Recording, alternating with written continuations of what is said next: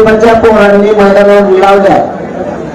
तुला जर माझा असेल तर तू गाव करता आणि देणार का मराठीचा वाटलं करू नको. तुमच्या कुणीकडे ठिकाणी त्यांना मराठीच्या जाऊन सांगा. मी जेवढे पोरं आहेत तेवढ्या पोरा सांगतो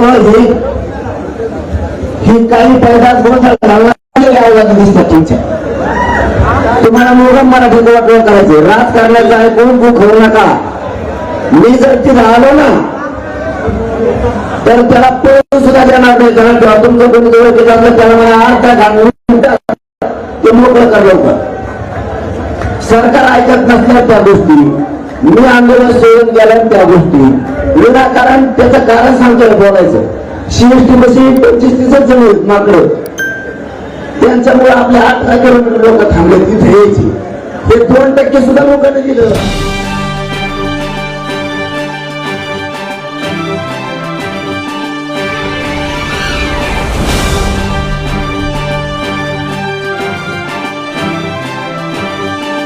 आमच्या रक्त थाळवळ केली तर कुठून मिळती. आमच्या एवढ्या 3-3, 4-4 वर्षाच्या पोरी रक्ताचा थाळवत पडे तो झोपली होती का तू? तेव्हा नाही तुला आमची आई दिसली. तेव्हा नाही का तू जात जागी झाली. कवर खेटरसाठी रे कुणाच्या नादी लाग माय लागेल नको तू.